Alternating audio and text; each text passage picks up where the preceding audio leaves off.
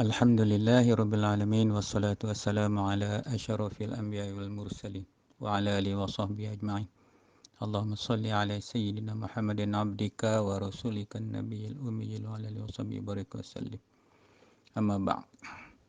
Alhamdulillah, sekali lagi kita ke program kuliah online kita melalui kuliah WhatsApp, dan insya-Allah seperti mana biasa malam ni mudah-mudahan dengan izin Allah Subhanahu Wa Taala kita akan bersama-sama lagi dalam membicarakan persoalan perkara-perkara ilmu-ilmu yang wajib yang bagi kita belajar, memandangkan kita ni dah tak pergi ke mana pun. Tak pergi ke mana, masih lagi dalam keadaan kuarantin, dan alhamdulillah tengok keadaan pun nampak macam makin baik. Mungkin doa kita semua, jadi kita doa je lah, insya-Allah. Dia habis tu habis, tapi macam ni dia habis, wallahu alam, mudah-mudahan segera dia habis, segeralah kita boleh balik kepada pekerjaan kita yang asal balik. Jadi itulah harapan kita kan. Jadi kita kena banyak munajat kepada Allah. Mungkin sebabkan dosa kita tu banyak, jadi mungkin masing-masing kita bertaubat. Semoga dengan taubat orang ni maka terangkat naik musibah daripada Allah Taala. Itu yang kita pohonkan. Dan alhamdulillah saya rasa semalam pun dah banyak kita bincang tentang kenapa kita ke dunia, daripada mana kita datang, daripada alam tinggi, alam arwah.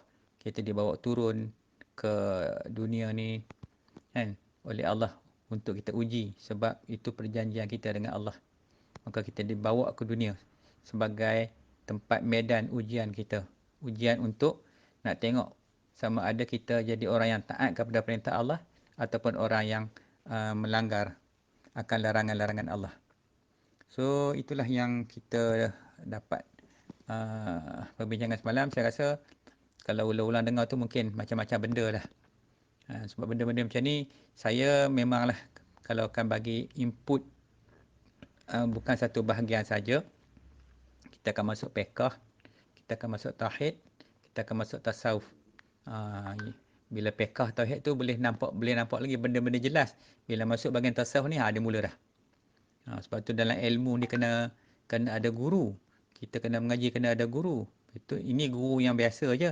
Guru ada lagi guru yang rohaniah, yang mursyid tu. Itu lain pula. Jadi malam ni insya-Allah kita akan cuba bawa perbincangan dari segi bagaimana untuk mencari guru mursyid. Mungkin ramai di antara kalangan para pendengar yang mengikuti program malam ni mungkin bertanya-tanya. Sebab dah lah nak soal tak boleh ikut tu kan. Jadi mungkin ada tertanya-tanya. Habis kami ni macam mana? Kami nak cari siapa pula jadi guru mursyid? Ustaz ke? Tak, saya bukan. Saya ni tukang ceramah sikit-sikit ni, boleh lah macam ni. Nak bawa manusia naik ke Allah tu bukan senang ni. Bukan sebarang mursyid, bukan sebarang guru. Memang dia kena betul-betul yang Allah pilih. Kita ni mungkin duduk dalam pilihan. Bukanlah jenis guru yang macam seperti mana yang dikehendaki tu. Tapi insyaAllah malam ni kita akan kongsi. Kita akan cuba pergi mempelajari lebih detail. Sebab tu semalam saya sengaja highlightkan tentang, sebelum kita nak masuk dalam pengajian ilmu tasawuf tu, saya sengaja highlight nak memperkenalkan, nak bagi kita peringat kita ni asal daripada mana sebenarnya. Bukan bila kita mengandung kita tiba-tiba dah ada dah kat situ. Dah ada dah dalam kandung ibu tu kita dah ada siap dah dengan roh sekali.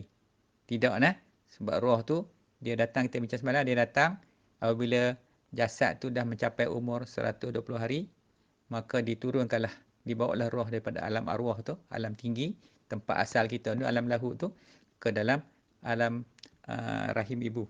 Di situlah kita bermulanya. Kita bermula duduk di alam jasad sampailah cukup 9 bulan, ada 9 bulan 10 hari, 9 bulan 20 hari, maka lahirlah kita, keluarlah ke muka bumi.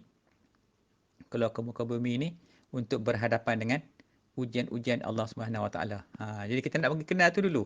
Baru kita jadi semangat nak mengaji. Ni kita tak tahu kita daripada mana datang, bila kita tak faham, jadi susah kita nak atur kehidupan kita.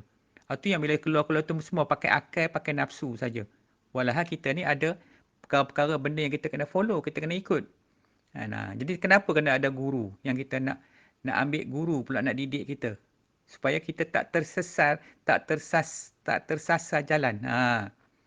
Kalau tidak, nescaya kita akan disesatkan oleh syaitan yang duk tunggu kita tu. Siang malam ditunggu kita untuk menghancurkan kita. Jadi insyaAllah sama malam ni kita ke tajuk yang baru, iaitu tentang guru mursyid mana ni, insyaAllah. Wallahualam. Baik, jadi yang untuk yang seterusnya tentang apakah kita perlu kepada guru. Ini persoalan. Semua orang jawab, ya. Semua orang tahu lah. Daripada sekolah rendah, kan? Sekolah kecil-kecil, mak kita lah guru yang paling awal sekali. Ibu kita lah guru, ayah kita tu. Ibu kita didik kita daripada kecil, ajar kita satu. Sampailah kita kenal kehidupan. Macam mana nak hidup. Siapa yang didik? Ibu tu adalah guru kita. Ayah kita yang sekali. Tapi banyak ibu lah yang nyusukan kita. Semua tu tanggungjawab ibu. Jadi ibu tu adalah guru yang paling awal. Sebab tu kena taat kepada ibu. Tak boleh mendaka kepada ibu. Sebab syurga tu di bawah tapak kaki ibu. Jadi ini persoalan yang agak berat lah. Dari segi kekeluargaan tu. Sebab tu bila kita ni kalau dah faham taat kita tu. Jadi kalau dia, terutama orang yang dah berumah tangga tu, dia kena faham lah kedudukan tu. Bila dah berumah tangga, ada 2 ibu, 2 bapa. Dua-dua tu kita kena taat. Pasal itu perintah. Itu kata hukum syarak. Bukan hukum kita. Kita pula pakai hukum kita tentukan. Mak mana nak taat. Mak sendiri taat, mak lain jangan. Itu tak boleh. Itu salah dari segi syarak. Itu kena ada syarak. Sebab tu akal, kalau tak ada syarak, jadi sesat. Jadi gila akal kita. Pasal kita selalu buat keputusan berdasar kepada nafsu-nafsi kita. Kita tak suka bergaduh dengan orang tu, kita dah tak mau kawan. Macam cerita kemarin lah. Kita jangan marah ke orang. Kalau kita marah ke orang, macam kita marah dekat tuan yang buat tu. Kisah Nabi Isa tu yang kita yang saya cerita kemarin. Tak boleh cerca manusia ni. Cerca perangai buruk tu tak apa. Nak cerca batang tubuh tu tak boleh. So, jadi kepentingan. Jadi dalam kehidupan, dah kita besar di sekolah, mak kita hantar ke sekolah, masuk tadika sebagainya. Masih lagi ada cikgu dia, ada guru dia. Guru yang kita nak belajar ni. So, guru yang mana satu? Kalau lagi pondok lah. Kalau masuk sekolah lah. Semua guru, cikgu-cikgu tu semua guru kita. Yang memperkenalkan kita, mengajar kita semacam-macam lah. So banyak definisi guru ni. Cuma malam ni yang tajuk kita ni lain sikit. Guru juga. Tetapi dia lebih kepada guru dalam pendidikan agama ni. Okey, baik. So jadi, yang kita nak tekankan pada malam ni, iaitulah tentang, hari tu saya sebut, perlukah kita kepada mazhab? Yang sudah tentu kita dah bincang, memang kita perlu kepada mazhab sebab kita tak pandai dalam menentukan hukum hakam semua. Jadi mazhab-mazhab yang kita dah bincang, yang kita sedang dalam pembelajaran ni adalah 4 bahagian. Ada 3 bahagian yang ilmu yang kita nak belajar. Fiqh, tauhid, tasawuf. Dan di setiap ilmu tu dah ada dah. Kita tak lahir lagi ke dunia tu, ulama tu dah buat dah susun dah. Sebab ulama-ulama ni semua macam saya cerita semalam, ahli kasyaf. Mereka dah nampak dah tengok apa yang akan berlaku. Dan Allah pilih. Imam Syafi'i itu Allah pilih, bukan saja-saja dia pilih diri dia. Imam Malik, Imam Abu Hanifah, Imam Ahmad bin Hanbal, semua yang Allah pilih. Macam sahabat Rasulullah juga. Allah sengaja pilih sahabat tu.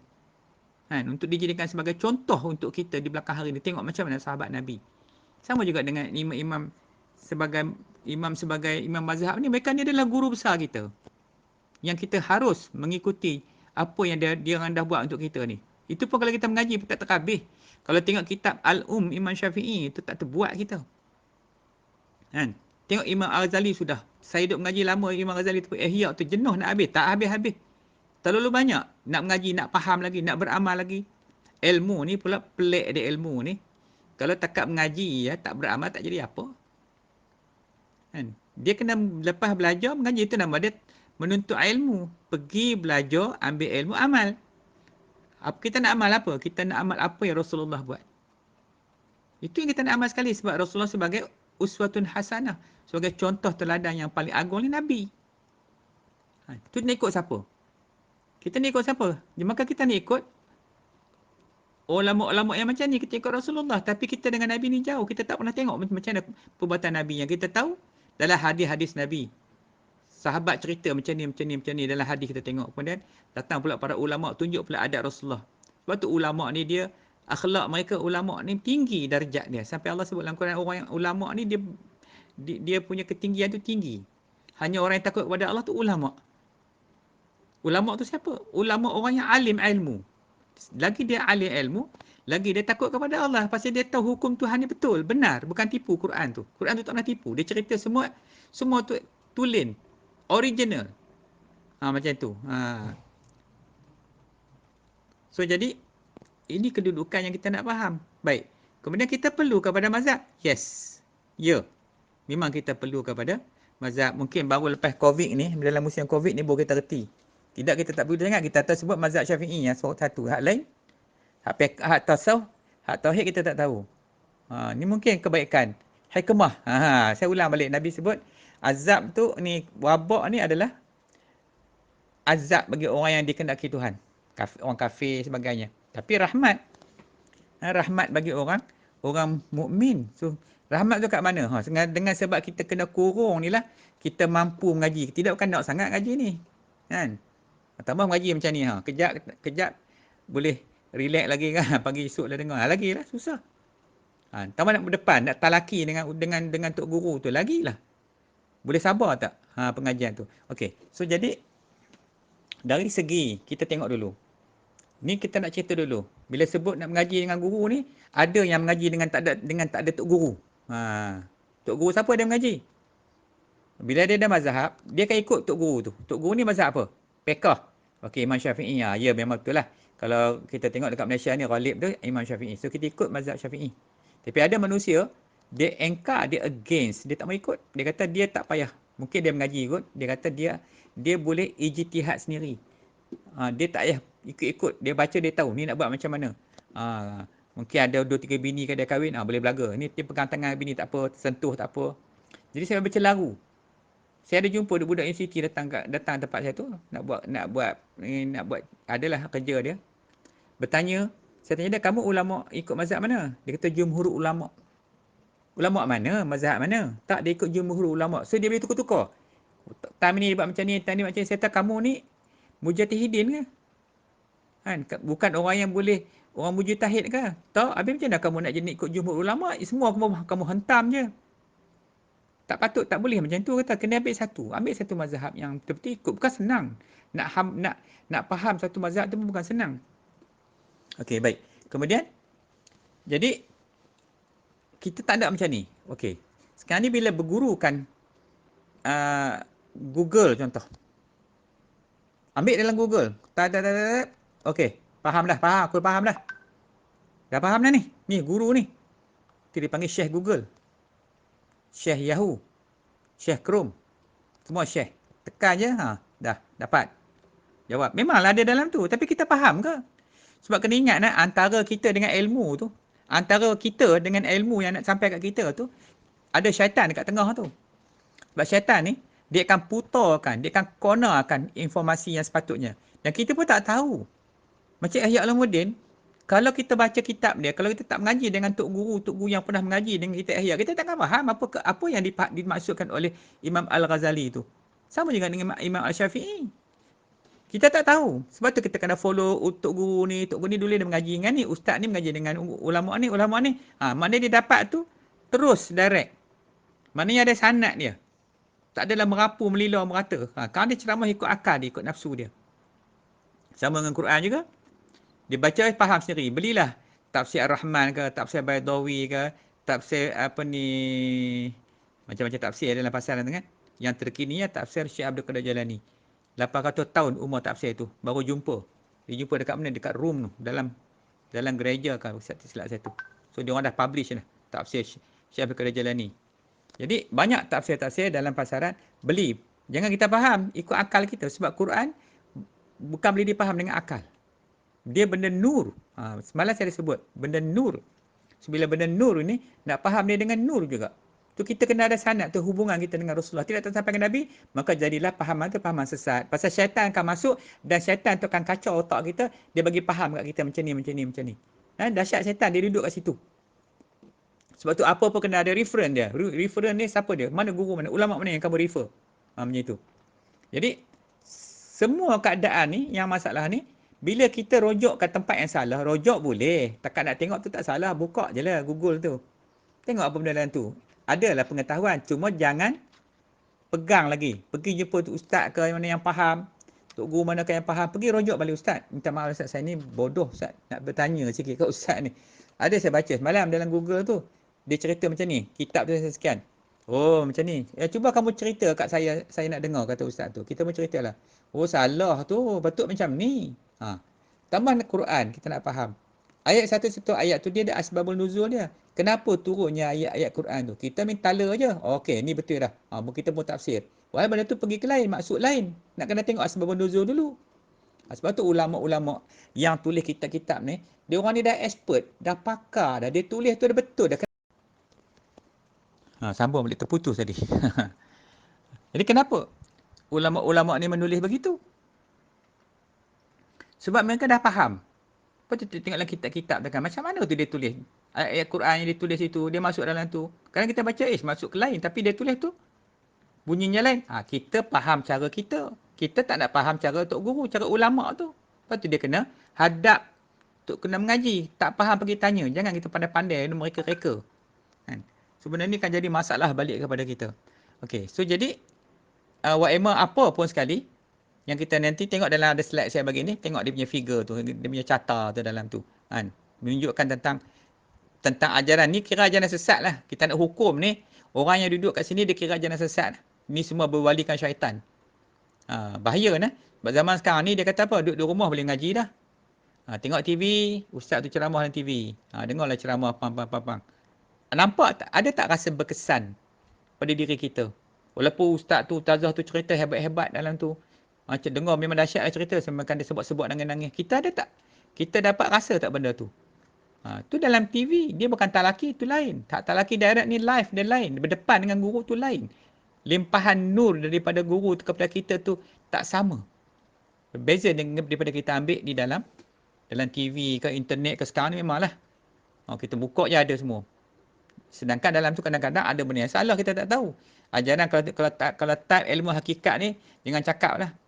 Macam-macam keluar. Nak belajar macam mana? Nak faham pun susah. Entah ya atau tidak, entah betul atau salah. Orang ni kata betul macam ni, dia faham macam ni. Tu yang masalah kita.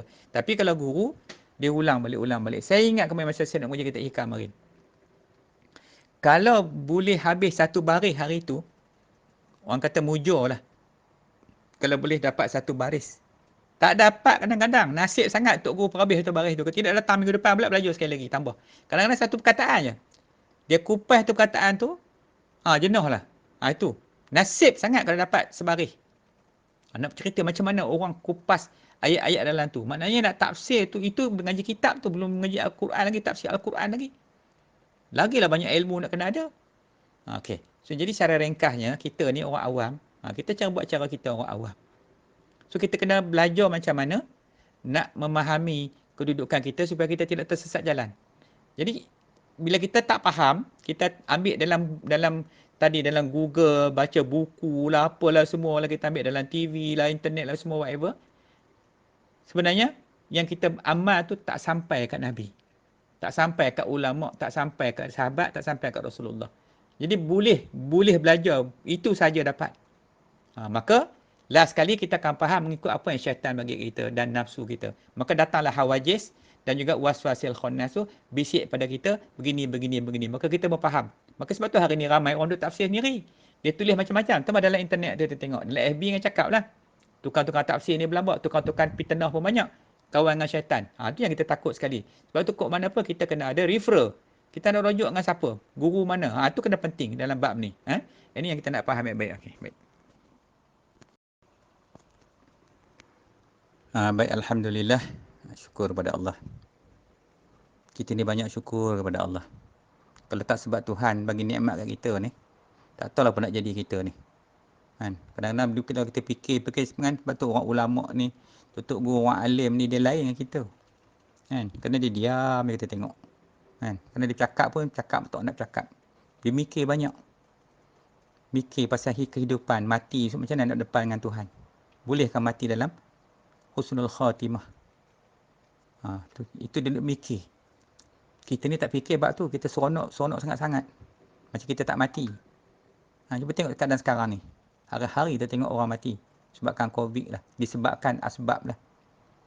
Jadi bila kita berguru, kita ada tok guru, itu kelebihan dia. Kita akan teringat, bila kita tengok tok guru kita, ya Allah, macam mana kehidupan dia, akhlak dia macam mana. Jadi kita jadi lain. Masalahnya bila kita tak ada tok guru, sebab berguru dengan syaitan. Kita ni kadang-kadang hidup ikut jalan syaitan banyak. Lepas tu banyak orang, ustaz-ustaz lah, orang tok-tok guru lah. Saya lebih prefer lah kalau alim ulama' tu. Daripada segi bab benda macam ni, sebab mereka merasai melalui. Sebab nak kena syaitan ni pun, kalau kita main ilmu fiqh je pun tak jadi. Tak cukup. Ilmu fiqh dia ada had dia.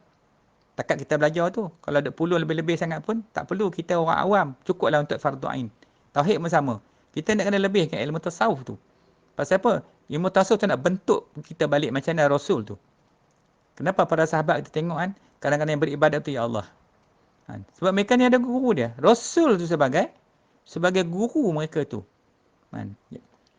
Jadi dalam keadaan hari ni, keadaan kita ni, jadi bila kita kata, kita tak ada tok guru, saya selalu sebut ayat. Iblis kata, barang siapa tak ada tok guru baginya, maka akulah guru baginya. Dia cakap tu cakap sungguh. Tapi kita nampak macam main-main. Alah, iblis. Jangan cakap. Dia tu tahu kita lama dah. Dia kenal kita tu lama dah. So, dia ada penghalang kita untuk pergi mengaji. Asal kita nak ngaji, dia buat hal. Asal kita nak ngaji, dia buat hal. Lama-lama, malas akulah. Lepas tu kita pula tak sabar. Mengaji tu, kalau boleh nak kena Tuhan terus. Tak boleh. Mengaji ni banyak dia punya halangan-halangan dia, ujian-ujian dia.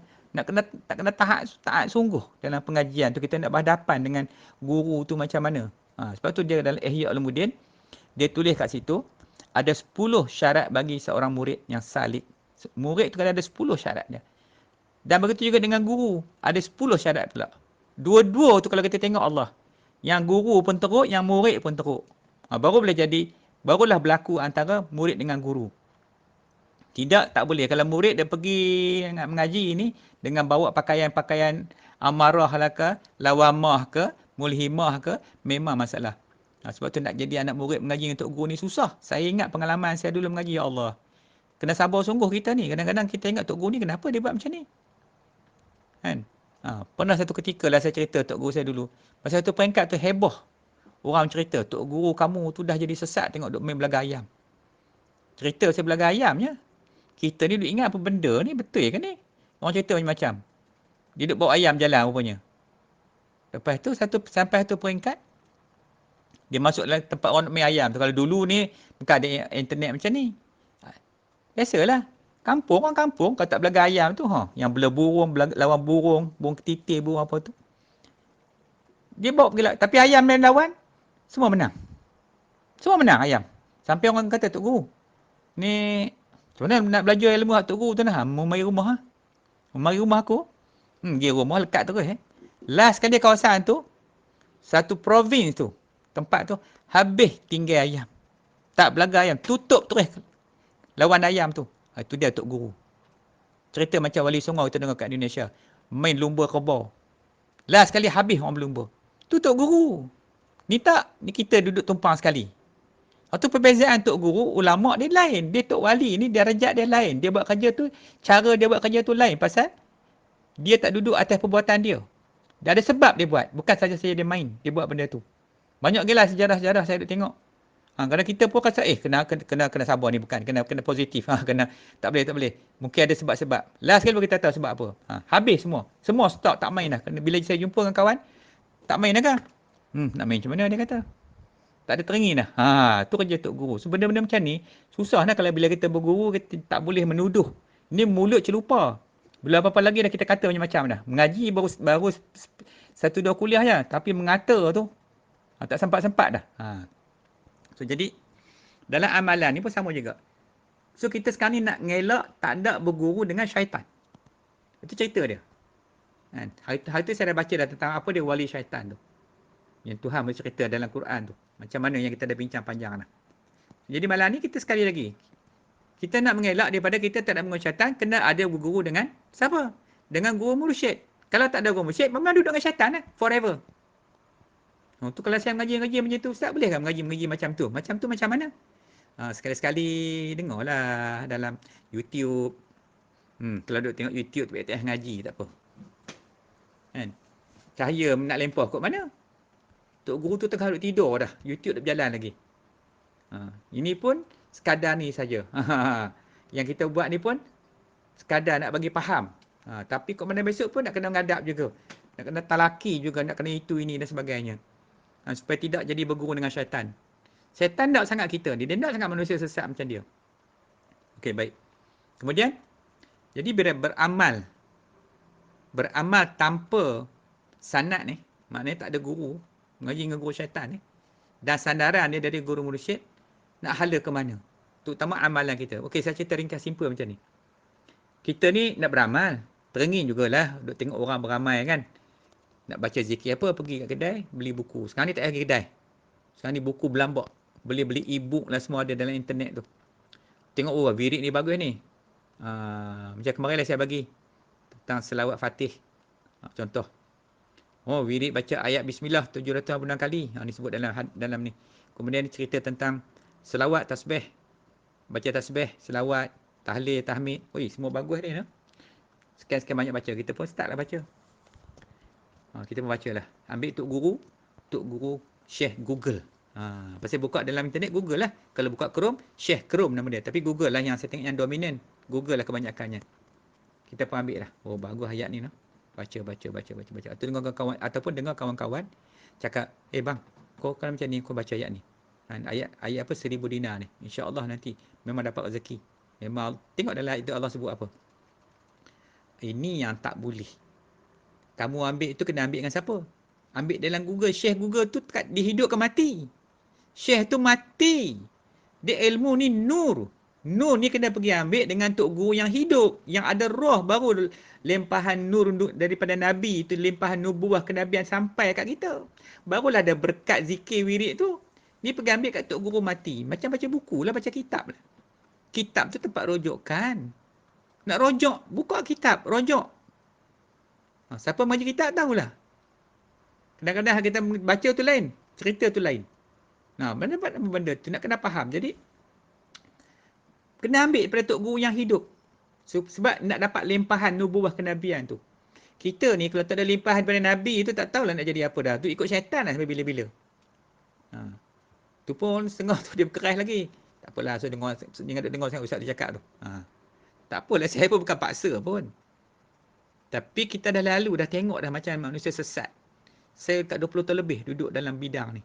Duk pergi kat rumah orang macam-macam. Saka, tok nenek lah kita buang. Tengok orang Melayu punya sesat punya ramai. Duk puja jin lah. Kan? Ikan tapah lah kalau mau tambah kat perak, kat botol tu. Dengan saka bakar jin tu. Habis. Duk berjamu setiap tahun. Bila panggil pergi, saya pun pergi tengok. Tengok dia kata semalam Ustaz kena pergi Sungai Perak tu, tersentuh ikan tapah besar yang amat, tersentuh dengan tangan. Balik tu merah habis tu badan. Nak kena tertemah pula. Ambil lah tertemah dengan apa? Bedak sejuk dengan serai tu. Tertemah sikit-sikit berbuah atas badan. Baru lega. Dekat Gopen sekali pergi berubat orang tu. Dia saka tok nenek dia. Lagi teruk. Cucu dia tu tak boleh sentuh tanah langsung. Sampai tempoh dia. Setahun baru boleh sentuh. Tersentuh malam tu. Habis badan tu. Tu. Tak sesat macam mana. Saya tanya nak buat tak? Dia kata kalau tak buat Ustaz. Setahun sekali tak jamu. Sakit habis kami. Kalau jamu kami sihat. Saya kata tahu tak jamu tu syirik? Dia kata tahu nak buat macam mana sakit. Tu demi dengan syaitan tu. Kalau kita orang Melayu ni, kita buat saka bakar tok nenek ni memang teruk. Sampai kita buang, saya kata macam ni. Tak apa, saya tolong insya-Allah. Tapi kena yakin dengan Tuhan lah. Saya ni bukan ada kuasa apa. Kumpul adik-beradik, kita tolong buang kan. Kita tolong buang. Lepas buang tu, dah berubat semua tu. Dia telefon. Cikgu kat situ. Dekat di Gopeng. Dia kata, Alhamdulillah Ustaz. Lepas Ustaz buang tu lega. Sama dengan di botol tu, ikan tapah tu.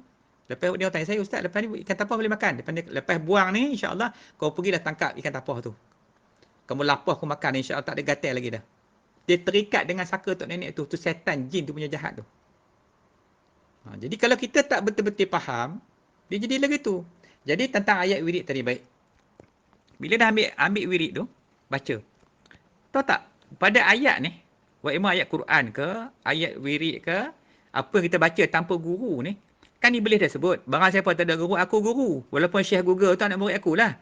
Syekh Google, Syekh Internet, Syekh Chrome tu semua anak murid aku. Dia kata, kita tak dengar dia cakap. Jadi, bila kita ambil je dalam tu, maka datanglah penjaga. Penjaga dia, khadam dia. Khadam dia tu ada 3. Khadam tu. Pertama, malaikat yang duk jaga ayat tu. Yang keduanya, jin Islam. Yang ketiga, jin kafir. Oh, malaikat kot. Malaikat nak datang macam mana kat kamu? Yang kamu ambil dalam buku. Tok kamu mungkin pergi ambil dengan Tok Guru mana? Tok Guru Google Ustaz. Senang. Oh, lepas tu, saya baca lah. Ni jadi panas ni. Tu tak boleh. Dia kalau ayat Quran sekalipun, kita tak baca biasa tak apa macam tu. Macam kita semayal, lepas zikir tu biasa yang kita beramal akan dia. Tapi tu pun jadi juga kadang-kadang sebab tak mengaji. Nak semayang tak mengaji, duk tengok orang yang buat. Tu dia pun buat sendiri. Ayat tu ambil kat mana pun tak tahu. Jadi bila dia beramal, malaikat tak datang. Sebab kita ambil tu tak ada sanadnya.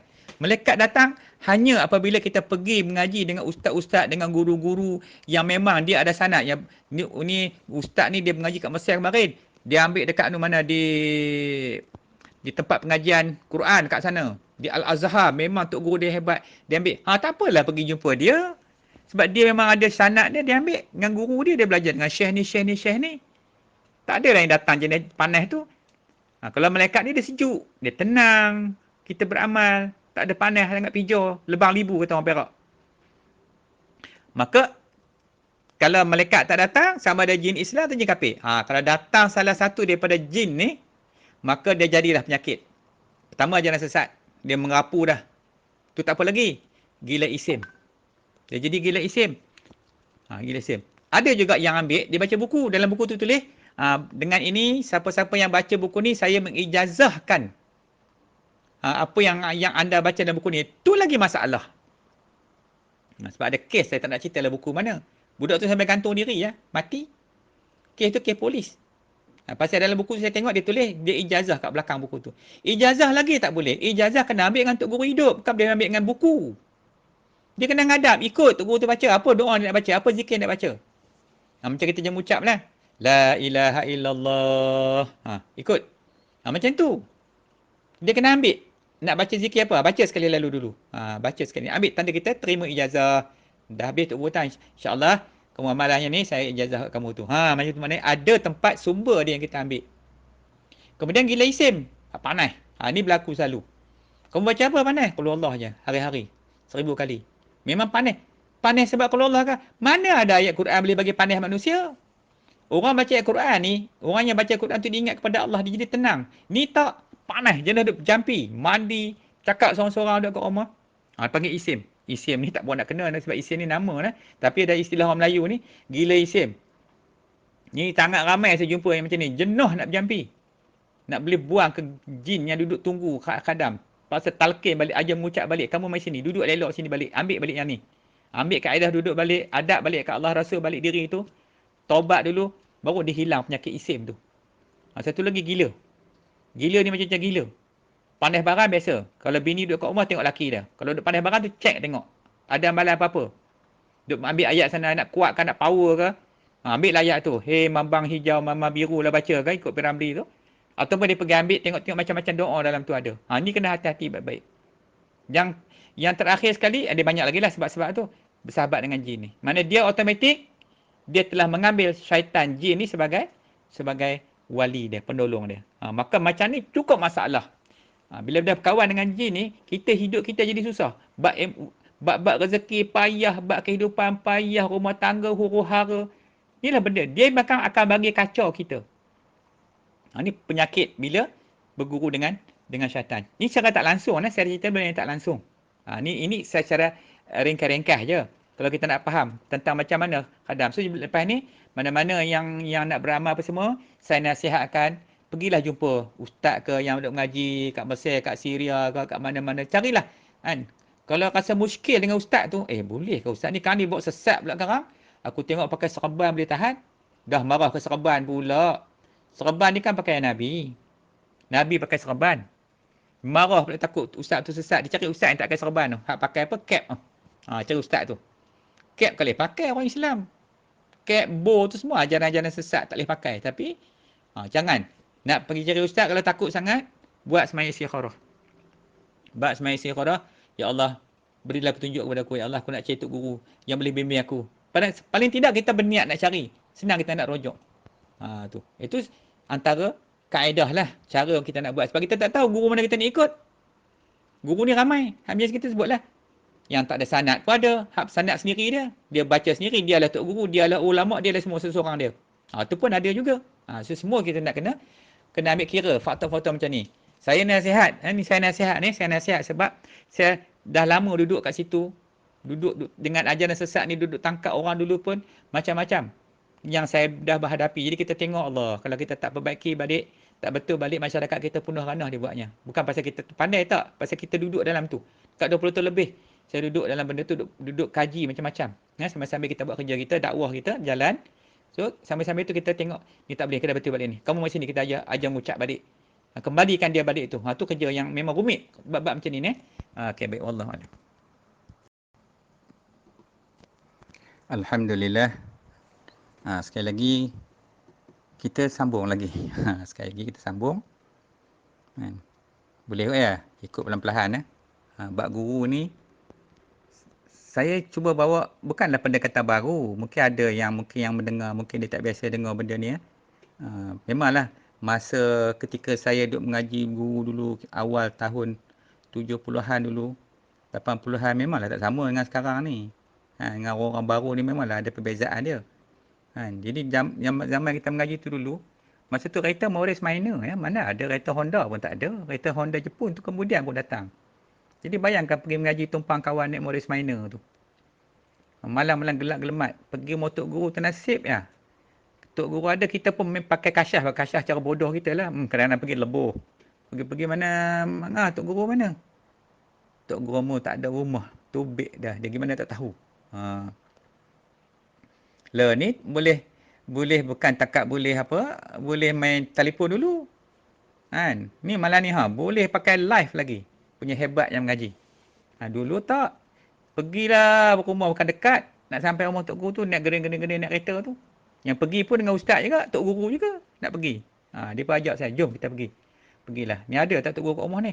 Ikut je lah. Yang pergi dengan saya tu pula, tok guru juga, nama dia orang panggil Ustaz Hasan Hikam. Dia pakar hikam. Kalau dia syarah hikam, Masya Allah. Kita pegun kita dengar dia buat kuliah hikam tu. Tu pun kawan saya lagi. Pergi jumpa Tok Guru tu. Hak alim lagi. Tok Guru ni lagi alim. Amalan mereka ni ilmu dia syatariah dia panggil. Ilmu syatariah ni ilmu tak boleh nak ngaji lah. Dalam, kalau nak ngajar pun tak boleh dalam ni. Bukan martabat kita. Martabat kita ni huru hara ni tak boleh. Kita kena selesai banyak benda lagi. Jadi ketinggian ilmu tu. So, jadi bila kita berada dengan guru ni, dulu-dulu kami ni, masa zaman-zaman saya mengaji tu, kita pergi jumpa tok guru tu mula sekali, pergi terima ijazah dia dulu. Dia kata, mu kena ijazah dulu, tidak nak ngaji macam mana dengan aku. Pergilah kita. Lepas tu kawan-kawan pesan, jumpa tok guru tu lepas ni esok datang, bagi tahu persalinan.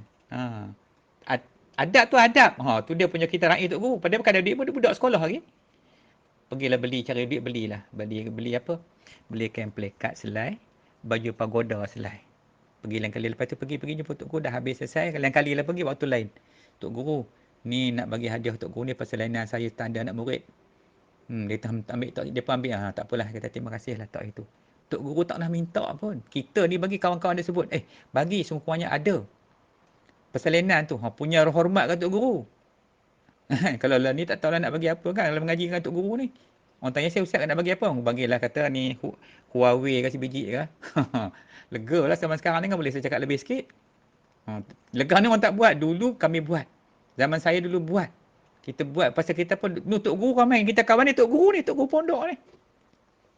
Jadi sebab saya kata kadang-kadang kalau saya cakap macam ni, mungkin tak sesuai dengan apa yang ada pada anda sekalian ni. Mungkin itulah pengalaman. Jadi pengalaman kita. Jadi saya nak kongsi macam mana yang kita berguru, adab berguru macam mana. Sebab itulah ilmu ni, memanglah kita dapat ilmu kalau dengan belajar, tapi adab tak boleh. Adab kena berguru, kena duduk dengan tok guru. Nak jadi penyamun, kawan dengan penyamun. Nak jadi motivator, kawan dengan motivator. Nak jadi orang mati level, kawan mati level. Jadi nak jadi orang alim, kawan dengan tok guru. Jadilah. Macam Tok Guru tu. Pasal ketika kita akan terikut adab dia. Adab kena tengok. Adab kena tengok dia makan. Contoh kita makan kan. Rasanya lah ni dah tak jumpa dah makan duduk atas lantai. Semua duduk atas meja. Itu macam penyakit kat perut kita tu. Duduk atas meja. Dulu duduk bawah. Di bawah duduk di bawah atas lantai ni bentang tika. Duduk kat bawah. Bawah tu duduk pula. Duduk makan. Bukan Tok Guru bagi kita makan sila tu. Dia tengok dia duduk. Dia duduk tu dia letakkan macam kita nak duduk tu. Kaki kanan kita pacak ke atas. Kaki kiri masuk ke bawah. Duduk atas paha kiri tu. Duduk makan. Baru tak makan banyak. Kalau duduk atas bangku ni. Makan macam jin. Lepas tu pakai balik sudu. Saya ingat saya mengaji kemarin. Kat Kelantan. Tok Guru dia punya marah lah tengok kita pegang tangan kiri. Dia kata mau makan sunnah Yahudi tu. Sudu tu sendiri sunnah Yahudi. Murid ikut Yahudi buat apa? Kita ni duduk pening nak fikir. Habis makan laksa macam mana? Makan mi kari macam mana? Takkan nak gagal orang tangan pula. Sebab tu orang Kelantan, dia makan laksa dia ramai tangan. Mana dia orang Kelantan makan laksa dengan sudu? Kita lah sini je, Perak. Perak tekan dia lah. Tambah lagi makan laksa telur sarang pula. Okey, baik. Tu nak cerita sikit. Jadi, kena ketuk berkali tangan. Sebab ambil dengan tangan kiri. Sebab syaitan kata mana-mana makanan yang dia ambil dengan kiri, aku kencing atas makanan tu. Larat kita nak. Lepas tu mula-mula nak makan kita tengok. Dia ambil tangan kiri dah. Kalau dia sentuh makanan tu, udahlah tu. Biarlah ke dia. Kita tak makan tapi walaupun kita teringin. Sebab kan, dah bekas kencing syaitan dah. Adab makan. Bila bab adab ni, kena duduk dengan guru. Allah jenuh. Itulah jadi susah dia. Tu Imam Syafi'i kata apa? Imam Syafi'i kata, bersabarlah kamu dalam perjalanan jauh demi menemui gurumu. Guru Imam Syafi'i ni banyak-banyak. Jauh-jauh jalan kaki pergi. Naik keldai lah, naik unta lah. Sesungguhnya lautan ilmu itu diperoleh menerusi perjalanan kamu menemuinya. Nampak tak? Kalau lagi jauh kita pergi, kan? Daripada KL sampai Kuala Kangsar ni. Bayangkan. Tapi kan nak pahala banyak. Janganlah naik kereta. Kalau naik Porsche sekejap nak sampai. Jalan kaki. Jalan kaki tak jalan kaki sekarang ni kan. Tak apalah. Maknanya lagi jauh, lagi banyak. Tu lautan ilmu kita dapat tu. Jadi sesiapa yang tidak berasa kepahitan menuntut ilmu sedetik, ia pasti menelan kehinaan di kejahilannya sepanjang hayatnya. Kalau dia tak pernah rasa susah, pahit, maung dalam menuntut ilmu ni, walaupun sedetik, sesaat, dia akan merasai segala kepahitan tu. Hina dia sepanjang hidup dia. Pasal dia sayang sangat. Tapi kalau nak pergi Maidin, tiap-tiap malam sanggup pergi Maidin. Nak pergi Carrefour ke, nak pergi mana mall ke, cakapnya. Tapi nak pergi ngaji ni, dia cari helah macam-macam. Bila dah tua esok, memang jadi hina sungguh lah. Ini kata Imam Syafi'i. Bahaya lah. Perkataan para imam mazhab ni, dia ni, makam dia lain. Dia bercakap tu sungguh. Kalau tanya saya sendiri, memang saya kata saya memang ya. Saya lalu pahit maung tu menuntut ilmu tu. Memang seksa. Kan? Orang tuduh kita sesat ni cakap lah. Tak kawan orang pun sesat. Masa zaman saya tu, perempuan-perempuan mana boleh tudung lagi pun. Masa tu, semua rambut afro ya. Kalau rambut ni, masa tu. Kemudian bertudung ni, pakai kepiah kalau masa tu pelik seluar pendek. Jadi bila kita tukar kita punya pakaian kita, dah orang tengok semacam. Pakai kepiah orang rasa pelik. Untuk lebay orang kata. Masa tu kalau mengaji pondok, kalau mengaji sekolah agama ni kan, memang koman sangat lah. So baik. So jadi, ini adab dia. Ni kita cerita, ni saya cakap ni cerita adik-beradik je sebenarnya. Jadi waktu pun tadi orang komplain, ustaz marah-marah orang kenapa? Ilmu ni mana boleh senyum-senyum nak cerita? Tambah gelak-gelak ngilai-ngilai tu. Lagi tak boleh. Sebab dia nur kan. Kita kena ingat satu benda. Ilmu ni nur. Bila benda nur ni, dia tak datang ketika kita sedang lara. Kan? Hati kita ni lara. Tetap duduk. Dia jenis nur. Dia datang kat kita, dia lintas gitu je. Walaupun kita dengar macam-macam. Dia payah nak lekat benda nur. Sebab tu syarat adab mengaji ni, adab berguru dia 10 tadi saya baca. Nanti bila sempat saya baca hari lain. 10 nak kena jaga tu. Banyaklah. Makan, minum, tidur, apa segala tu mak nenek tu. Semua tu syarat-syarat dia. Nak boleh lekat ilmu tu. Kalau nak ngajar lagi lah, nak kena hafal ilmu tu. Ilmu ni bukan hafal sebenarnya. Ilmu tu bila kita mengaji, dia datang besok, dia ingat balik. Tu tanda berkat ilmu tu. Macam hafal Quran tu. Hafal Quran. Tinggal je, setahun tak hafal. Jadi macam-macam. Tu tak boleh. Tambah Quran. Dia dah hafal, kena ingat. So, jadi begitulah kata Imam Syafi'i dalam keadaan ni. Janganlah kita rasa menyesal. Biarlah kita rasa susah. Mungkin ada yang bertanya, Ustaz ni musim Covid ni macam mana kan? Ni, kami nak pergi jemput Ustaz ni. Tak payahlah jemput saya. Sekarang kena tangkap sekarang. Bukan 1,000 denda. Masuk dalam lokat. Sedar-sedar tak ada dah. Mana kamu ni? Dalam jail Ustaz. Jangan. Tunggu dulu. Ni mungkin musim ni maha sabar. Tak apalah, kita macam ni pun kita minta kat Tuhan. Walaupun mengaji macam ni, mintalah Allah masuk dalam hati kita tu. Kan? Saya pun ada niat macam itulah. Kita nak kongsi mudah-mudahan apa yang saya cakap ni memberi manfaat kepada mana yang dah ikut program ni belajar ni. Yang tak ikut sudahlah, macam mana nak buat. Manusia ni bukan serupa. Dia kata apa Ustaz ni merepek macam ni kan. Jadi nak bercerita, nak bagi faham. Nak bagi faham ni yang susah ni. Kalau saya bagi post, saya bagi slide ni senang. Saya klik-klik slide. Okey, kita dah tamat mengaji malam ni. Senang. Faham ke? Tak faham. Baik, kemudian guru ada dua bahagian. Pertama, guru Zahiriah. Guru Zahiriah ni, dia mengajar ilmu-ilmu Zahiriah tu lah. Mengajar fiqh, mengajar tauhid. Tu guru Zahiriah. Kita pergi kat masjid. Ni minta maaf lah nak cakap sikit cerita. Macam mengajar-mengajar yang biasa-biasa tu, dia panggil guru Zahiriah. Satu lagi dia panggil guru mursyid. Guru mursyid ni, guru yang mengajar ilmu-ilmu batin serta membimbing murid dia kembali kepada Allah. Maknanya siapa duduk dengan guru tu, perangai habis berubah. Hak jahat tu semua keluar habis. Tu guru mursyid. Guru Zahiriah ni dia biasalah macam kita pergi masjid dengar guru takmir kan, ngajar habis wallahu alam. Habis. Sebenarnya tahu ustaz lain pula. Tapi kita kena faham. Betul dah kerja dia. Memang kerja dia macam tu. Sebagai pendakwah. Tak salahkan dia lah. Memang dia ngajar elok sangat. Saya pun sokong. Memang kita suka. Saya pun ngajar juga orang panggil. Kan? Pergi merata masjid mengajar. Kan? Saya punya program lain sikit. Lepas kuliah saya ajar mengucap habis dalam masjid tu. Semua masjid kalau saya pergi itulah kerja saya. Tapi dia orang tanya, Ustaz, ni first time ni kami tengok obat macam ni. Tak pernah tengok lagi. Tak apalah saya kata. Ustaz guru lain cara lain. Saya cara lain. Kita buat macam tu. Pasal ada kaedah dia. Jadi saya tak naklah rugikan masa saya tu. Setiap kali kuliah, kita syahadah balik. Kenapa nak syahadah saya kata? Sebab kita nak terima balik Islam tu, bagi kuat balik. Selama ni kita Islam macam tu je. Betul juga ya. Boleh dia orang mikir. Tunjuk satu slide tu. Alhamdulillah. Okey. Jadi ada dua bahagian. Kita belajar dulu yang ni malam ni. Tentang adab berguru tu. So jadi kita ada dua guru lah ni. Kita cari guru Zahiriah. Guru mursyid kita cari. Hak ini bagi kita mengaji. Top up. Dia kena ada guru hak asas dulu. Mana boleh pergi terus guru mursyid tu. Ambil asas dulu. Kita jumpa mana guru mursyid dalam lepas ni. Nanti kita cerita boleh saya cerita apa dia guru mursyid tu. Ada tak ada lah ni. Begitu nah. Ni pun masalah ni kena nak cerita dulu. Sebelum kita nak pergi jauh mengaji kita nak faham. Kita ambil asas dulu Baik, wallahualam. Baik, alhamdulillah. Tadi saya sambung sikit lagi yang ni. Antara pemberi agama dengan pendakwah. Baik, dekat Malaysia ni pun kita boleh tengok. Siapa yang selalu aktif mengajak orang kepada Islam. Itu jenis dia panggil pemberi agama. Yang terbaik, dua-dua dia bawa. Dialah pemberi agama, dialah pendakwah. Is the best. Tapi ada setengah orang, dia tak pernah syahadah orang pun. Macam mana tu? Jadi kita sekarang ni yang kita hendak apa? Pendakwah pun kita hendak, pemberi agama pun kita hendak. So apa kita nak buat lepas ni? Mungkin sebahagian kita yang dengar malam ni, dia memang peranan sama. Kita bawa manusia balik kepada Allah. Kita jumpa mungkin orang bukan Islam. Hari ni kena ingat lepas Covid ni nanti insya-Allah, kalau kita betul-betul serius, Allah akan bagi kita pahala syurga lepas ni.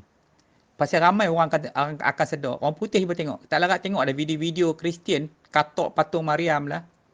Kan? Sebab dia tak percaya ke agama dia dah. Dia kata mengarut tipu semua patung-patung ni.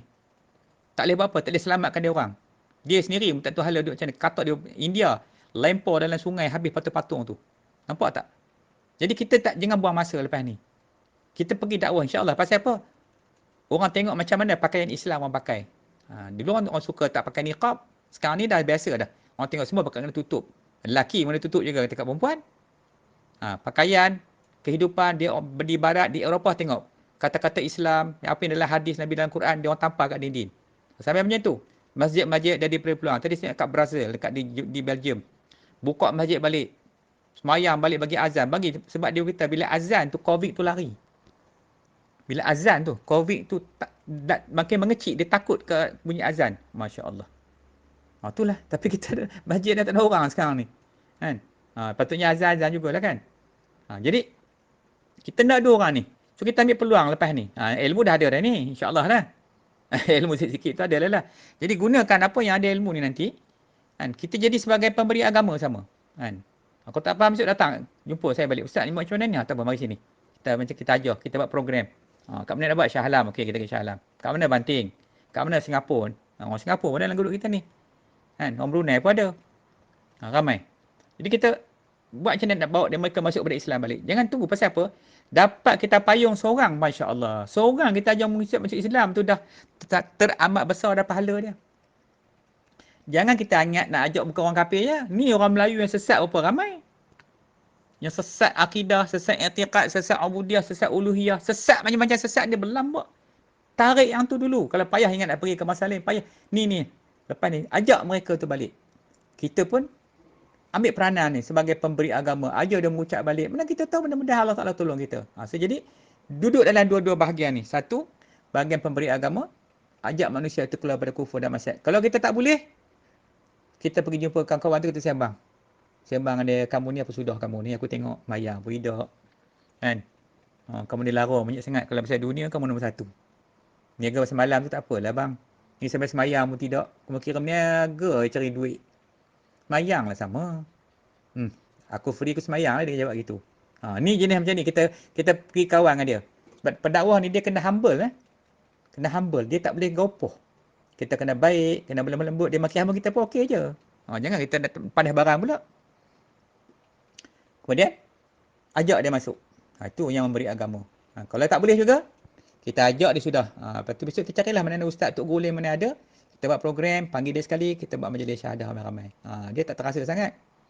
Tu pun dah jadi dah. Sama juga. Pahala dia sama je. Kita tak boleh bersyahadah orang. Kita panggil lah mana ustaz, kita bawa pergi situ. Kita selamatkan dia. Macam mana Nabi dengan seorang Yahudi. Bila seorang Yahudi tu mati. Nabi lalu kat situ, Nabi tengok. Nabi menangis. Sebab Nabi. Sahabat tu, ya Rasulullah, pasal apa yang kamu menangis? Kamu sedih kenapa? Aku sedih sebab aku tak dapat selamatkan dia. Tu tengok Nabi. Sampai macam itu punya kasih dia kat umat dia. Kita tak ada kasih kat umat kita kan. Sesama kita bergaduh. Kalau buat duit ni perang tak apa. Maki orang tu, maki orang ni, tengok dalam media-media sosial tu. Orang ni kutuk orang ni. Kan dapat apa pun. Tapi sebabkan syaitan, dia cukup suka benda macam tu. So, jadi begitulah ya. Maknanya pendakwah, apa kerja pendakwah? Macam tadi kita sebut, mereka ni mengajar agama yang perlu untuk kenal Tuhan ni. Kena ada juga ini pun. Kalau tak ada pendakwah, apa jadi? Jadi mana dua-dua tu hebat. Pemberi agama pun hebat, pendakwah pun hebat. Dua-dua tu buat kerja Nabi, buat kerja Allah, buat kerja Rasul. Jadi kita pun kena tahu macam tu. Kenapa kita buat kerja kita aja? Kita ilmu tak ada, ngaji. Jadi sampaikanlah walaupun satu ayat. Mana kita faham, kita sampai. Jangan kita jadi loket, jangan jadi bakhil. Mengajar dah lah kita nak pergi berdakwah, tak nak. Nalim tak nak buat, mengaji pun tak ada. Ni kesilapan yang paling besar sekali. So insya-Allah, jadi kita ubah lepas ni. Lepas COVID ni, lepas ada ilmu sikit-sikit macam ni, dah faham dah. Nak duduk tempat mana?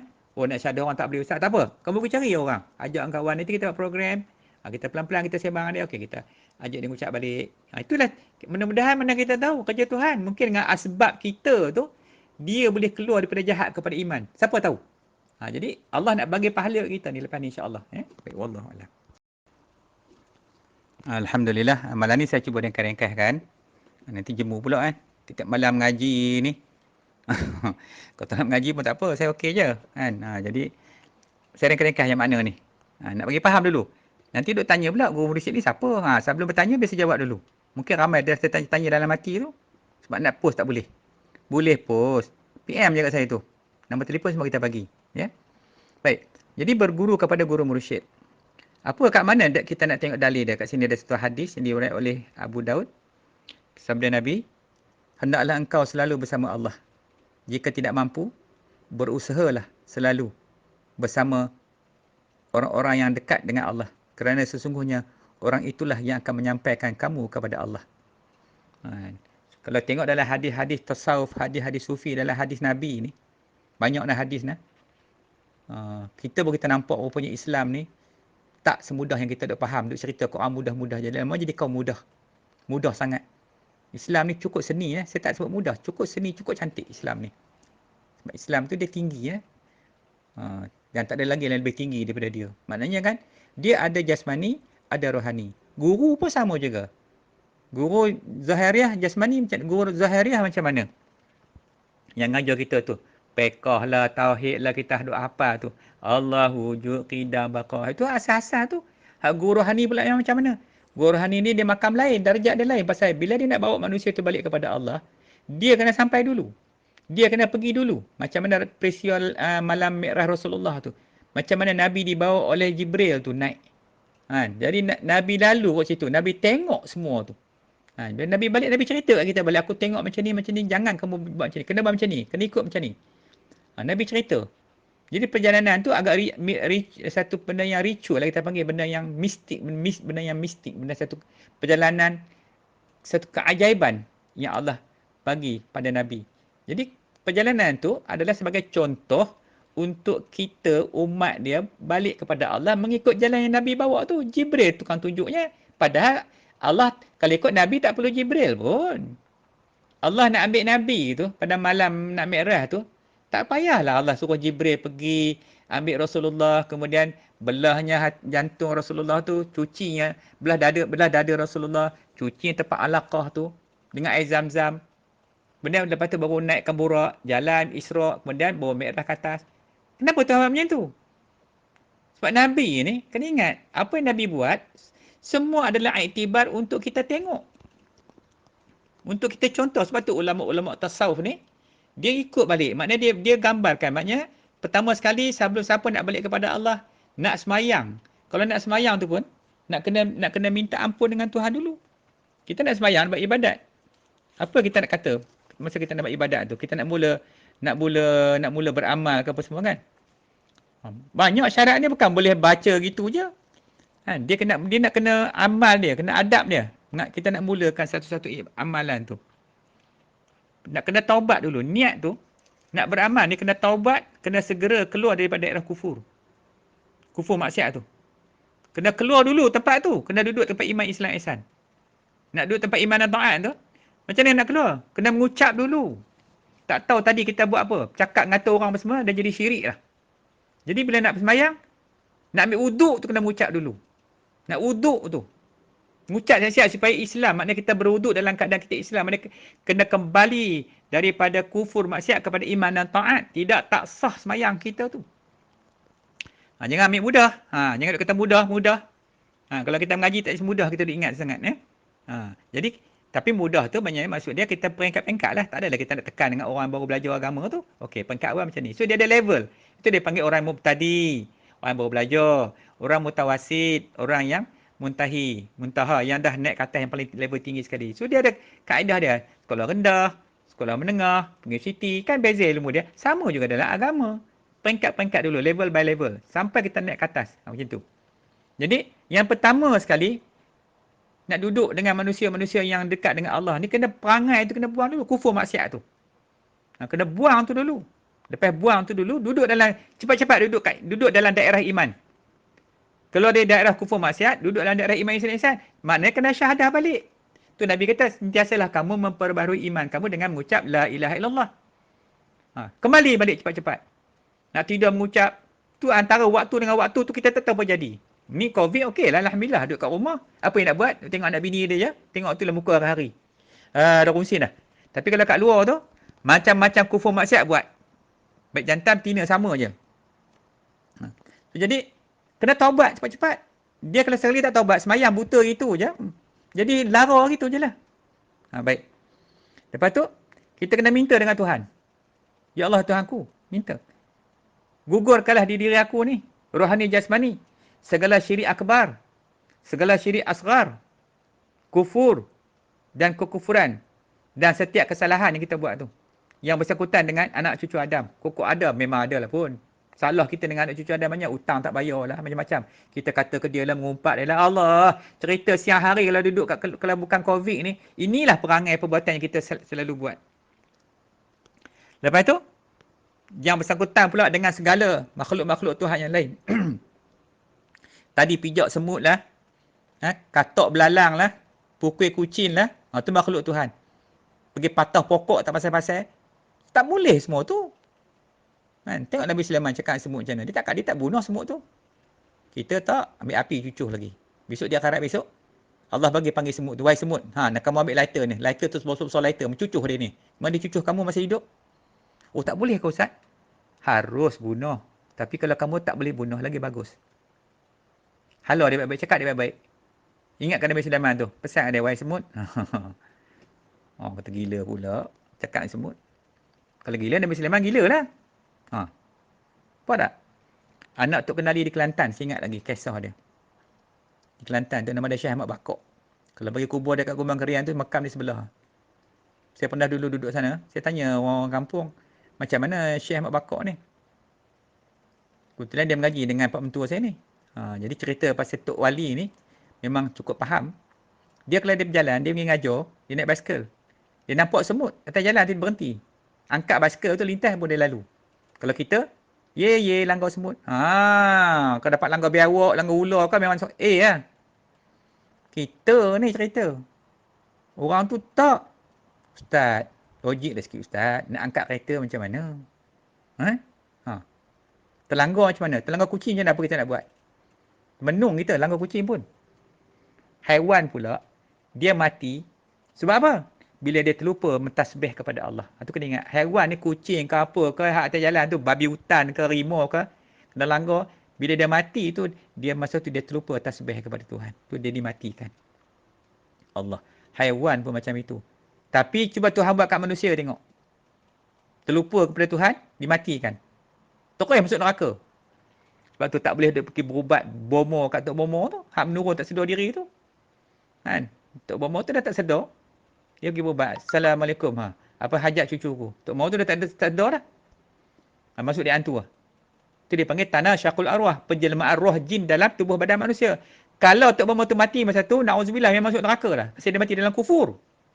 Termasuk orang yang pergi berubat, Nabi kata jangan kamu pergi rumah kahin-kahin, tukang-tukang jampi, tukang-tukang sihir ni. Duk cerita ni, hari ni akan berlaku macam ni. 40 hari ibadat tak diterima di Tuhan. 40 hari kalau mati dalam 40 hari dia nak duduk di mana? Maknanya nak kena istighfar, nak kena taubat, nak kena syahadah selalu. Allah. Jadi nak berubat, nak apa, nak kena faham. Bila tak ada ilmu, jadi macam itulah. Okey. Jadi, apa lagi sangkutan dengan anak Adam? Jadi cerita dah pasal haiwan. Tu nak mula beribadat. Lepas tu nak adab dia balik, nak semayang apa, nak ucap dulu. Asyhadu alla ilaha illallah wa asyhadu anna Muhammadar Rasulullah. Ini saja kemudian nanti. Ini benda-benda yang nak kena faham. Sebab itulah bila Nabi sebut situ, hendaklah kamu selalu bersama dengan Allah. Maknanya diperintahkan kita. Sebab Iblis kata, satu saat kamu lupa kepada Tuhanmu, aku berada di antara kamu dengan Tuhanmu. Satu saat, kalau 10 saat, kalau 10 jam kita tak ingat ke Tuhan, mana selama 10 jam itulah kita tu tak boleh pakai dah. Bukanlah lagi orang yang beriman kepada Allah. Sebab orang beriman kepada Allah ni dia sentiasa alert. Tangan dia, lidah dia, zikir. Ni kalau buat tasbih sikit kan, buat tasbih orang kata dah, alam ngada pula. Dah kena kata ke orang pula. Memanglah. Sedangkan kita dah faham. Kalau kita lupa ke Tuhan, takut ketika lupa tu mati. Cuba tengok dalam video dia orang nak hantar. Imam tengah semayang. Bila jatuh tersungkur, mati. Kan? Orang tengah menari, mati. Cuba tengok baik-baik. Dia tak bagi tahu dah kematian yang Nabi sebut akhir zaman ni. Kematian yang mengejut. Kalau kita tak nak mati macam tu, berdoa kepada Tuhan. Mudah-mudahan Allah sakitkan kita sebulan ke dulu. Kemudian baru mati. Ada masa kat kita. Tu Tuhan sayang kita lah tu. Ada juga mati yang macam itu. Bukan tak sayang, sayang semua. Tuhan semua sayang kat kita. Kita tak sayang ke Tuhan. Jadi, kalau dah tak mampu, hendaklah kamu duduk dengan orang-orang yang sentiasa duduk dengan Allah. Siapa dia? Ahli ulama. Kalau pergi duduk kat orang ahli dunia ni, bolehkah dia bawa kita kepada Tuhan? Kerana kata Nabi sini, sesungguhnya orang itulah yang akan menyampaikan kamu kepada Allah. Jadi, walaupun kita tak kenal Tuhan, tapi dengan sebab kita duduk dengan orang-orang soleh, orang-orang alim ni, maka dia tu akan bantu kita sampai kepada Allah sebagai tawasul kita. Sebab tu Allah kata, ibtaru ilaihil wasilah. Tuntutlah olehmu akan wasilah. Maknanya, jalan yang mendekatkan kamu kepada Allah. Contoh nak pergi jumpa raja lah. Kita nak jumpa raja, kita tak kenal. Raja tak pergi masuk. Pergi dengan PA dia. Pergi dengan PA dia. Dia kata jom masuk di sana. Semua guard kenal. Tuan ke mana? Nak jumpa tuanku sekejap. Macam tu. Sampai bilik tuanku. Assalamualaikum tuanku. Ni saya Patik bawa teman kawan Patik nak jumpa tuanku. Dia pun cakap kita, kamu cakaplah kat tuanku. Aku keluar dulu. Okey, tuanku kata apa hajat kamu? Maknanya macam tu. Macam tu tawasul. Bukan menyembah orang tu, tak. Membawa nama yang dikenali. Dia dah kenal dah, dia dah rapat dah dengan raja. Sama juga kita dengan orang-orang alim, orang-orang para-para salihin. Para-para ulama yang Allah sebut, yang Nabi sebut, kita sebut-sebut selalu. Pergi dengan orang tu, duduk dengan dia selalu. Kan? Kalau dia alim, kita mengaji dengan dia. Kan? Nak balik minta tolong dia doa. Tuan, Tok Guru tolong doa saya sekali. Ingatkan saya sekali. Ketika Tuan tahajud kan, tolong ingatkan saya sekali. Itu adab dia. Kena minta tolong ke dia sebab dia terdekat dengan Tuhan. Macam tu. Faham tak? Kita rengkah-rengkah je lah cerita. Jadi, ini kemudian, apa makna guru mursyid pula? Guru mursyid ni, ialah manusia yang zahirnya mengajar seorang dalam suatu ilmu. Menyampaikan petunjuk, petua atau kaedah-kaedah tentang ilmu tersebut. Itu itu guru yang guru zahir lah, guru yang mengajar. Dia tunjuk dia mengajar macam pendakwah tadi. Manakala mursyid pula, dia ada pengetahuan dia yang dilalui sebagai seorang guru. Beza dia, dia ada beza dia. Guru mursyid pula dia benar-benar tahu di semua angle, semua sudut bidang ilmu tu. Tanya dia ilmu apa pun. Fiqh, tauhid, tafsir, tanya anything, dia akan jawab satu. Ilmu Quran, ilmu hadis, mantik, bayan, balaghah, apa tanya dia. Itu guru mursyid. Maka senang nak cari lah ni ya. Jadi nak cari di mana ni? Tu semalam saya sebut, nak mencari guru mursyid ni bagai mencari permata di tepi pantai waktu malam. Berkilat-kilauan tapi duk jumpa semua butir pasir ya. Punya susah nak jumpa. Okey. Kemudian guru mursyid ni pula ada pengajaran yang dia lalu, iaitu ilmu laduni, yang mana ia membicarakan hal-hal ilmu yang tak dijangkau oleh akal. Bila kita jumpa guru mursyid ni dia sendiri boleh berhubungan dengan alam ghaib kat sana. Kalau guru biasa dia mengajar macam ikut pendapat orang lain. Dia mengaji kitab tu, dia ceritalah. Macam ni ulama ni kata macam ni. Kalau guru mursyid tak, dia sendiri ilham dia terus daripada Allah. So dia communicate dengan kita tu live, direct ni. Itu kelebihan. Jika ada benda ni, cuma raja-raja lah istikharah, nanti Allah tunjuklah siapa yang kita nak jumpa tu. Itu dia perbezaan. Sebab ni, tentang laduni ni pun satu urusan juga, sebab Allah cerita dalam Quran. Kalau tengok laduni macam mana, contoh dia, tengoklah dalam kisah Musa dengan Harun. Macam mana kisah tentang tabut sakinah tu, macam mana Musa yang Musa pula ni kisah Khidir. Khidir dengan Musa, dengan Harun. Macam mana dengan Nabi Musa tu, kisah dia. Itulah kisah yang secara ringkas. Jadi yang kita boleh kongsi. Saya ingat ada satu slide lagi sebelum kita berhenti. Wallahualam. Alhamdulillah. Jadi sekali lagi dah pukul 11 dah ya. Tak apalah, yang nak tidur tu tidur lah.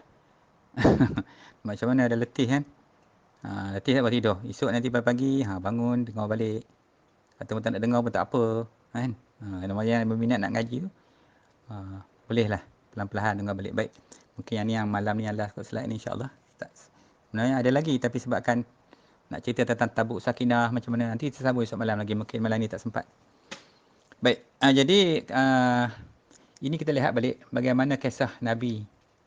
Kan? Macam mana Nabi dia mengajak umat dia balik kepada Allah. Cukup cantik kisah ni. Dan ulama-ulama, alim ulama, dia memang ikutlah. Kan? Dia cukup ikut alim ulama. Nama pun ulama, Nabi kata al-ulama warasatul anbiya. Ulama tu waris aku. Pewaris bagi aku. Waris apa? Ulama tak waris duit, ulama tak waris dunia. Ulama dia waris hak Allah, hak Rasul. Apa yang Allah Rasul bawa, itu yang ulama waris. Tu hebat ulama ni. Dia buat duit kita dunia ni, dia kan peduli. Kita je sibuk kan. Kita pewaris apa? Kita banyak pewaris Qarun dengan Fir'aun dengan Haman. Haman tu apa tengok? Yang Fir'aun punya tu, orang besar tu. Qarun, kita duk kira duit siang malam. Duit. Projek. Tengah COVID ni pun, yalah orang kata, kan tak kira duit nak makan apa pula ya. Kadang-kadang ayat kita tu bahaya. Nak makan dengan apa? Bang, ulat dalam batu pun hidup lagi. Sebab Allah dah janji dah rezeki. Semalam saya ada sebut dah malam. Bila sampai ya di roh tu masuk tu, malaikat tanya, Tuhan tulis apa? Hangmu tulis 4 perkara tu. Tulis rezeki, tulis siap. Sebab tu bila orang mati, dia kena mati. Masa malaikat datang jumpa orang nak mati tu dia kata apa? Bila roh tu dia tarik naik sampai ke kaki tu, datang malaikat pula. Malaikat minuman, makanan. Dia kata, wahai fulan min fulan. Setelah aku cari rezeki kamu di alam, di langit, di dunia ni, tak ada lagi yang tulis nama kamu. Tu kamu kena mati. Jadi kita nak takut apa? Tapi kita ni jenis tak percaya ke Tuhan ni. Bukanlah tak percaya. Percaya tak cukup. Zon banyak. Yakin kat Tuhan sikit. Yakin adalah 80%, 20% tak percaya. Tu. Tu zon. Jadi bila dia sembah, kehidupan kita terpenuh dengan macam itu. Pasal apa tadi? Cerita tadi. Sebab kita tak ada guru yang kita nak ikut. Bila kita tak ada tok guru nak ikut, siapa nak tegur kita? Sebab kita ni datuk. Pegawai tinggi. Orang besar. VIP lagi. Bukan VVIP lagi. Naik kereta pun besar. Siapa boleh tegur kita? Jadi, kita punya ego tu tinggi. Siapa nak tegur kita? Lawyer lagi pangkat. Saya pun takut juga. Nak marah-marah sangat. Orang kata apa ustaz ni? Tapi alhamdulillah lah. Ramai yang diikut ni. Ramai yang memang kenal lah. Tahu dah. Tahu dah perangai. Kita ni tak kisah. Tanya budak kamu ni aku marah kamu. Kamu suka dah ni? Biasalah ustaz. Kalau tak tegur pun teruk juga awak ni. Tak apalah macam tu. Kita pun tak adalah baik sangat. Ada juga kawan-kawan lain duduk sembang-sembang. Kata Mika ni apa tengok lara je. Macam tu. Kita ni orang tegur kita okey je. Gitu. Jadi, hak Nabi tunjuk. Tu bila jalan Nabi ni, sebab tu tadi saya sebut, ilmu ni ada dua jalan. Satu ilmu zahiriah, satu ilmu batin. Ilmu tu juga, ayat Quran tu lah juga. Cuma kepahaman tu je kadang-kadang, tafsiran-tafsiran tu yang menjadikan ulama'-ulama' ni dia tak sama dengan kita. Macam tu. Baik. Jadi, dalam satu ayat yang disebut dalam ni, ya Allah kata, Qul hazihi sabili ad'u ilallahi ala basiratin ana wa manittaba'ani. Inilah jalanku, kata Nabi. Nabi sebut ni. Aku dan orang-orang yang mengikutiku mengajak kamu kepada Allah dengan ainul basirah. Maksudnya dengan pandangan yang jelas. Penglihatan yang jelas. Aku dan pada pengikutku. Tu yang Nabi sebut. Kemudian Nabi sabda lagi, sahabatku seperti bintang-bintang. Mengikut yang mana pun kamu akan mendapat petunjuk.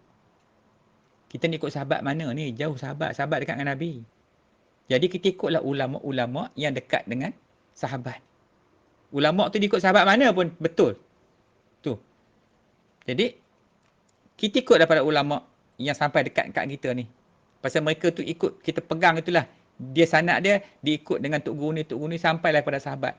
Maka timbullah ilmu-ilmu, macam ilmu tarikat. Kalau nak jadi guru mursyid senang, dalam amalan-amalan tarikat memang banyak.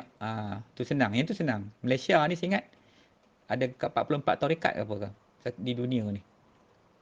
Boleh ikutlah mana-mana pun. Nak ikut tarikat Sazaliyah ke, Ghazaliyah ke, Ahmadiyah ke, Naqsyabandi ke, ikut je lah mana-mana pun. Baik, jadi pada ayat tadi, apa yang dijelaskan oleh Nabi? Nak jadi contoh, Nabi mengajak manusia kembali kepada Allah dengan pandangan yang jelas.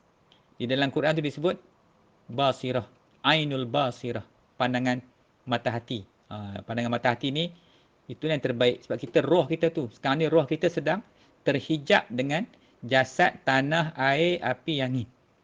Macam mana nak runtuhkan dia, nak buka dia tu. Okey, jadi nak buka tu, basirah ni dia adalah daripada roh asli yang terbuka mata hati. Roh kita tu lah. Bagi para awliya, itulah yang para awliya mendapat title gelaran awliya tu sebab mereka ni memandang kepada Allah. Macam contohnya, Rabi'atul Adawiyah, contoh seorang awliya. Tengok macam mana dia. Nanti cuba baca sejarah dia, tengok macam mana dia punya kisah dia. Kadang-kadang kita pelik. Bahasa dia pun kita tak boleh faham. Pasal mereka ni bila sampai satu tingkatan yang tinggi di sisi Allah, dia tak cakap macam kita lagi dah. Sebab apa? Dia bercakap macam mana Allah bercakap. Allah yang bercakap sebenarnya. Bila Allah bercakap, bila bergerak dia, Allah yang gerakkan tangan dia, mata dia, hati dia, ke semua. Jadi mereka ni lain. Dan kita juga, kita tak payah ke? Tak. Kita kena ikut Nabi. Kena ikut Nabi. Jadi nak supaya terbukanya basirah. Mata hati kita tu, terbukanya mata hati, barulah kita tu dapat melihat tempat asal kita tu. Nak balik ke sana ni. So, jadi basirah tidak terbuka dengan hanya ilmu lahir sahaja. Ilmu hari ni lah kita nak mengajar ni. Dah hafal tu lah. Allah wujud qidam baqa. Ha. Itu dia panggil ilmu lahir saja. Maknanya mengenal Tuhan itu dengan cara akal. Tapi Allah itu dikenali dengan mata hati. Yang dikatakan mata hati itu ainul basirah. Kita kata ainul basirah, pandangan mata hati tu. Basirah tu yang dapat terbukanya mata, yang melihatnya. Jadi yang kenal Tuhan tu dengan basirah tu. Sekarang ni isu dia utama dia, macam mana nak bukakan basirah tu. Cerita panjang lah. Jadi tidak terbuka. Kalau kita dah amal macam tu biasa tu, takat tu. Boleh takat tu je. Habis tu habis. Habis tu habis. Tak ke mana kita. Maka sebab tu, untuk membukanya harus dengan ilmu laduni batin. Iaitu ilmu yang langsung dari Allah. Dalam kisah yang saya sebutkan tadi tu. Yang sebut cerita, apa nama? Khidir dengan Musa tu. Yang Allah sebut dalam Quran. Wa'allamna humil ladunna ilma. Jadi, untuk menghasilkan basirah, manusia harus mengambilnya dari ahli basirah. Dia kena jumpa dengan tok-tok guru yang mursyid ni juga. Dia tak ada jumpa orang awam biasa ni, tak boleh. Dia tak faham ilmu tu. Kena jumpa dan dia mengambil apa? Mengambil talqin. Talqin bukan orang mati ke Ustaz? Talqin ni begini. Talqin tu bahasa Arab. Cuba tengok dekat kubur. Kalau kita pergi talqin orang mati, apa dia buat? Dia buat apa? Dia ajar, wahai fulan, sekiranya sekejap lagi akan datang kepada kamu dua orang malaikat bertanya kepada kamu, mar rabbuka, siapa Tuhan kamu? Maka jawablah Allahu rabbi. Tanya lagi dia satu-satu, man nabiyuka, siapa nabimu? Jawablah Muhammad sallallahu alaihi wasallam. Siapa saudara kamu? Jawablah ikhwan muslimin muslimat. Kan peringat kan talqin tu. Nak peringat tu lah ada kaedah dia. Itu dipanggil laqinu aindal mautakum la ilaha illallah. Nabi sebut talqinkan di sisi hati orang yang hampir luput ingatan dia kepada Allah dengan kalimat la ilaha illallah. Sebab tak ada lagi huruf, tak ada lagi perkataan yang boleh menghidupkan hati manusia ni supaya terkeluarnya daripada peringkat ilmu alam zahir ni, ialah dengan nak masuk ke alam basirah tu dia kena talqin. Nak talqin dengan siapa? Kena talqin dengan seorang wali mursyid yang mendapat petunjuk dari Allah, dari alam lahud. Maknanya orang tu yang kita nak ambil ni pun dia duduk kat sana tu. Masuk dia hati dia tu. Nur dia tu duduk tu di alam lahud tu. Bukan senang lah. Ni nak cari guru mursyid. Saya nak bagi komplit cerita saya ni, kisah saya ni supaya faham nanti. Nak cari di mana, nak terbuka mata hati. Macam mana ni Ustaz ni? Allah susahnya rasanya. Susahnya. Orang kata Islam ni senang, mudah aja. Biarlah, mudah cara kamu. Ngaji elok-elok. Ngaji elok-elok kita nampak seni cantiknya. Bukan mudah, cantik indahnya Islam tu. Baik, kemudian lepas kita jumpa ambil balik syahadah ke, kalau kita ada tarikat, ikutlah tarikat Ahmadiyah. Dia talqin dia senang je. Dia la ilaha illallah Muhammadur Rasulullah tu, Allahu akbar, Allahu akbar, Allahu akbar, Allahu akbar. Kelas. Dia senang je. Ada tarikat Naqsyabandi macam ni. Ada tarikat Syatariyah pula macam ni. Dia ikut. Tarikat mana kita ambil. Tu maksudnya nak mengambil talqin dah tu. Sebab ulama-ulama yang orang yang mencetuskan tarikat-tarikat tu semua para-para ahli ulama, yang para-para wali, para-para aulia semua yang itu. Jadi apa kita nak buat lagi? Maka kita kena kata Allah firman apa? Bergegaslah kamu untuk mendapat ampunan dari Allah dan syurga yang luasnya seluas langit dan bumi. Dia sediakan bagi orang-orang yang bertakwa. Tu kita kena cepat dah, tak boleh tunggu-tunggu dah. Jadi wahai saudara-saudaraku malam ni, masuklah kamu pada tarik. Tarik ni jalan kembali kepada Allah. Tu nama dia tarikat. Tarik kalau pergi Arab tu tarik. Jalan kata dia. Dan kembalilah kamu kepada Tuhanmu bersama golongan ahli rohani. Jangan duduk ahli dunia saja. Kita dah kena berubah dah. Masa kita dah sampai dah. Takut tak sempat nak balik nanti. Waktu sangat sempit. Jalan hampir tertutup dan sulit. Mencari teman untuk kembali ke negeri asal. Alam lahut tempat asal kita. Keberadaan kita di bumi yang hina dan yang akan hancur ini tidak hanya untuk berpangku dengan makan, minum dan memenuhi nafsu belaka. Bukan kerja kita dekat itu. Kerja kita lebih pada itu, iaitu kena berusaha, kena belajar, mengaji sungguh-sungguh supaya kita ni dapat kembali kepada Allah Subhanahu Wa Taala balik. Ni dah jalan dia. Yang Nabi sebut tadi, inilah jalanku, jalan agamaku. Aku dan orang-orang yang mengikutiku mengajak kamu. Orang yang ikut aku, yang mengajak kamu tu kepada Allah.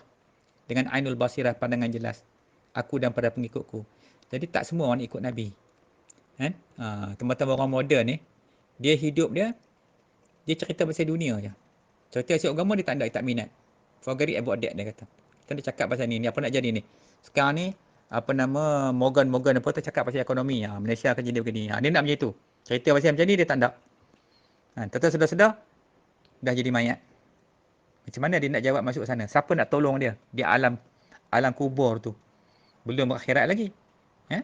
Sini. Sebab itulah kita tak boleh, kita kena fikir jauh-jauh. Malam ni, saya ni sekadar bagi menyampaikan risalah dakwah ni sebagai memperingati balik. Saya pun bila baca macam saya pun teringat balik.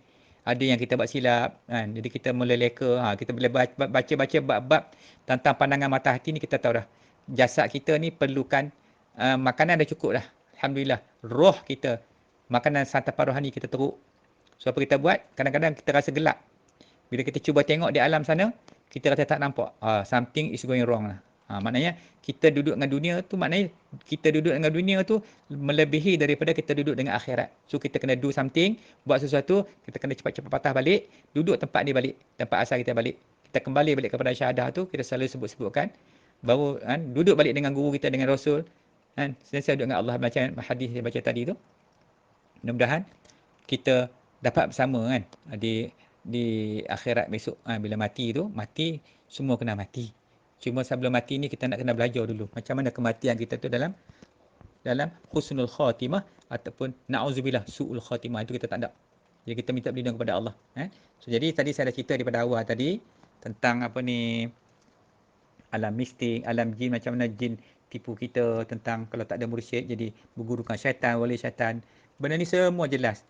Tu saya kata tadi, kalau kita jumpa tok guru yang alim-alim ni, ilmu mereka ni bukan pakai ilmu fiqh, ilmu ni saja.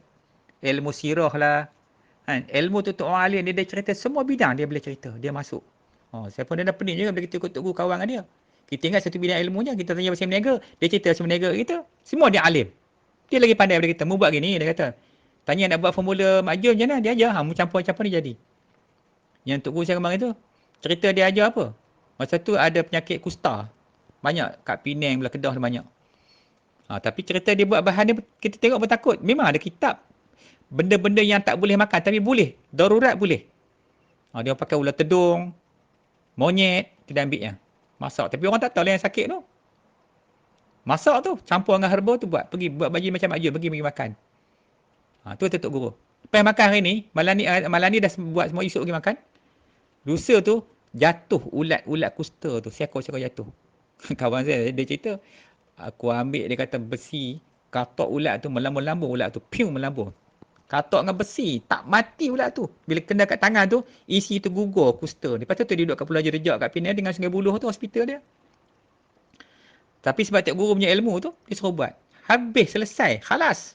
Kusta tu mana ada dah. Pulau Jerejak tu pun jadi pulau, orang duk pergi jejak bertangkap ikan macam-macam sekarang ni. Boleh kat orang lain dapat edah. Tu. Tu kata orang alim. Orang alim kalau kita kawan dia, kita tengok benda-benda kadang-kadang, dia buat apa? Saya kemarin saya belajar macam duduk, saya dia ajar saya. Mu nak tahu tak macam mana nak tahan gigi? Dia ajar dia jabat gigi. Buat macam ni. InsyaAllah tahan sampai tua. Gigi tu tak rosak. Kalau rosak lagi, tak buat. Tu.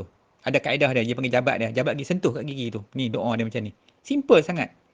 Rupanya sebelum datang hospital ni, dah banyak dah dulu. Orang dulu lagi hebat dengan ilmu-ilmu mereka. Tak payah vaksin-vaksin. Kita nak cari vaksin lagi kan. Tu. Jadilah untuk malam ni insyaAllah. Jadi inilah jalan dia yang kita nak ikut. Tak apa, jangan risau. Kita ada lagi insyaAllah. Kalau Allah izin kita ada lagi 12 hari kan. Kita akan cerita lagi. Saya akan kuliah lagi sikit-sikit. Sikit-sikit je, tak banyak sangat. Kuliah bagi faham. Kat mana nak ikut. Mudah-mudahan habis ni nanti. Nampaklah insyaAllah jalan tu. Doalah kepada Allah. Semoga Allah beri hidayah kepada kita. Wabillahi taufiq wa hidayah. Wassalamualaikum warahmatullahi wabarakatuh.